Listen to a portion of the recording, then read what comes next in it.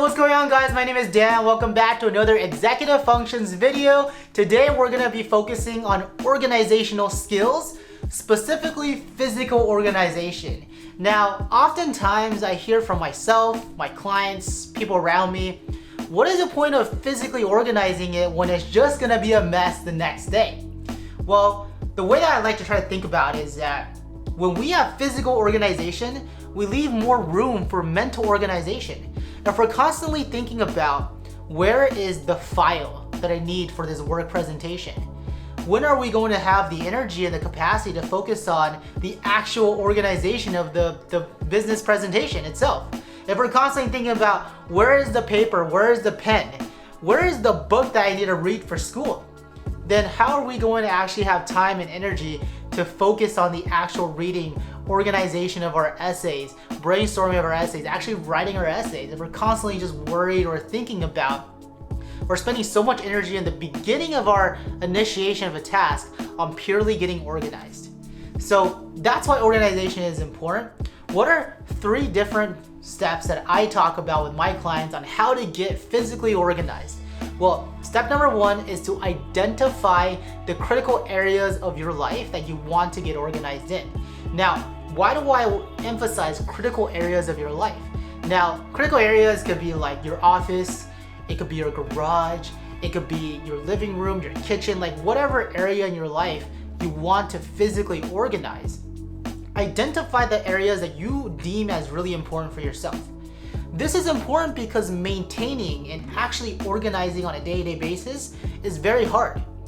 That's why it's so important to actually identify the place that you deem as important, because then you have a personal purpose for organizing. It's not just everybody around you telling you that your office is messy, it needs to be more organized. How can you find anything in this place, right? It's you telling yourself that you need to organize your office, because if you don't, it's gonna be hard for you to be productive, effective, and you're gonna spend so much energy just figuring out where things are. So step 1, figure out the critical areas that you want to focus on when it comes to physical organization. Step 2, come up with a structure that you actually believe is gonna work for you, right? What I mentioned in the beginning is that physical organization is so hard because when we organize something, it looks great the first day. But after day 2, 3, 4, 5, 6, the whole week goes by, it is a mess. And the only way to keep it organized is to do it every single day.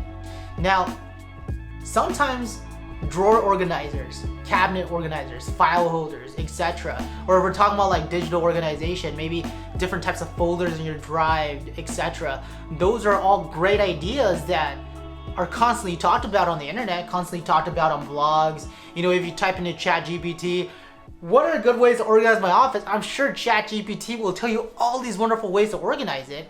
But what we have to do is sit down and ask ourselves, what kind of structure will actually work for us? What do we actually buy into? What is going to be something that we're willing to actually commit to doing on a day-to-day or every other day basis to keep our space organized, right? Number 3, take it one step at a time. Just focus on one area, right? If you want to do your office, just do your office. Don't worry about your whole house. Don't worry about your bedroom, the backyard, the garage, etc. If you're starting out, just focus in one area, because I get it. I struggle with physical organization. It's actually one of the EF challenges that I struggle with the most. So I always try to just focus on my office. As long as my office is organized, then I feel more effective and productive.